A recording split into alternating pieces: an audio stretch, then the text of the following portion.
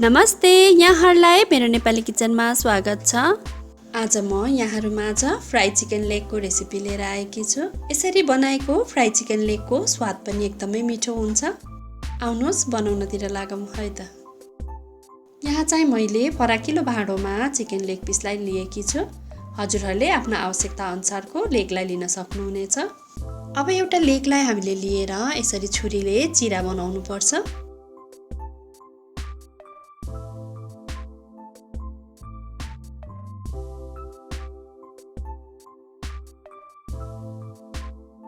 दुवैतिरबाट हामीले यसरी नै काटेर छुरीले चिरा बनाउनु पर्छ। यसो गर्दा चाहिँ मसला पनि भित्रसम्म छिर्छ र हाम्रो यो चिकन एकदम राम्रोसँग पाक्छ पनि।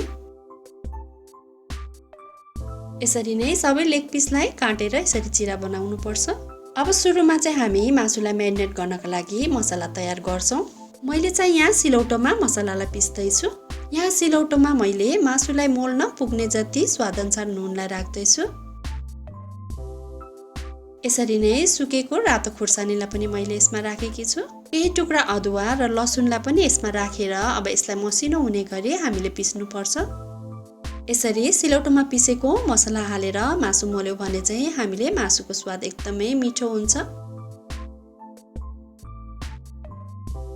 अदुवा लसुन र नुन खुर्सानीलाई चाहिँ मैले यतिको पारेर पिसिसकेकी छु। अब चाहिँ हामी मासु म्यारिनेट गर्नतिर लाग्छौँ।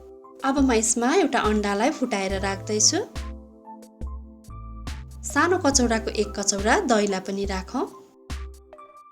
अब चाहिँ अघि हामीले सिलौटोमा पिसेको मसलालाई पनि यसमा राख्नुपर्छ। एक ठुलो चम्चा कस्बिरी खुर्सानीको धुलोलाई पनि मैले यसमा राखेकी छु। यसले चाहिँ हाम्रो यो मासुको कलर एकदम राम्रोसँग दिन्छ। अब एउटा कागतीको रसलाई पनि म यसमा निचोड्दैछु। अब चाहिँ चिकनको सबैतिर लाग्ने गरी हामीले यसलाई मिक्स गर्नुपर्छ।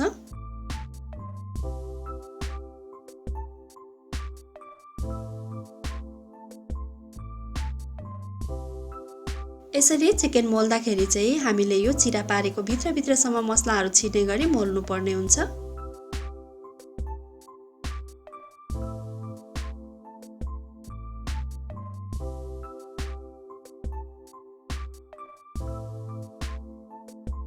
अब यो चिकन म्यारिनेट भइसकेको छ।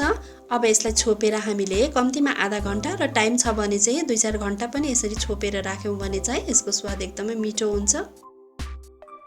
अब मैले चाहिँ चिकनलाई छोपेर राखेको 1 घन्टा भइसकेको छ। अब यसलाई खोलेर म यसमा सानो कचौराको 1 कचौरा मैदालाई पनि राख्दैछु। अब यो मैदालाई मासुको सबैतिर लाग्ने गरी मिक्स गर्नुपर्छ।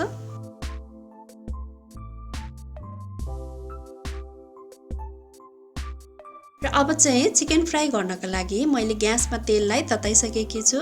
अब यसमा हामीले अट्ने जति चिकनलाई एउटा एउटा गर्दै तेलमा राख्दै जानुपर्छ। सुरुमा 1 मिनेट चाहिँ हामीले हाई फ्लेममा नै चिकनलाई फ्राई गर्नुपर्छ र त्यसपछि चाहिँ हामीले ग्यासको फ्लेम मिडियममा राख्नुपर्छ।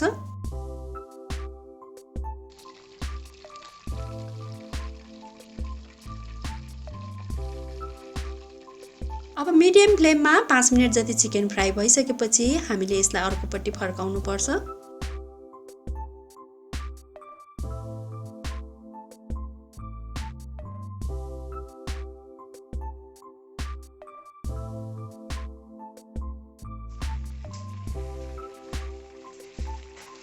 अब अर्कोपट्टि पनि चिकन फ्राई भइसकेपछि हामीले यसलाई सबैतिरबाट राम्ररी पाक्ने गरी पल्टाइ पल्टाइ पकाउनु पर्छ। अब चाहिँ यो चिकन गोल्डन ब्राउन भइसकेको छ र यो सबैतिरबाट राम्रोसँग पाकिसकेको छ। अब यसलाई म एउटा एउटा गर्दै तेलबाट बाहिर निकाल्छु।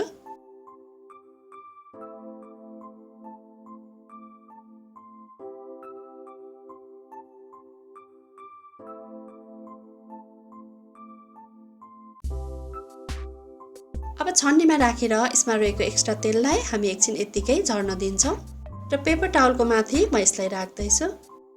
यसरी नै हामीले बाँकी रहेको चिकनलाई पनि फ्राई गर्दै जानुपर्छ।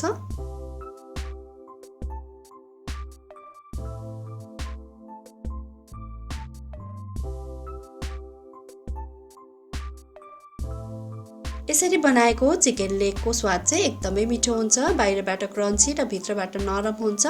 अब यसलाई हामीले टमाटरको अचारसँग चोपेर खायौँ भने यसको स्वाद अझ एकदमै मिठो हुन्छ र हेर्न सक्नुहुनेछ यो भित्रैसम्म राम्रोसँग पाकेको छ।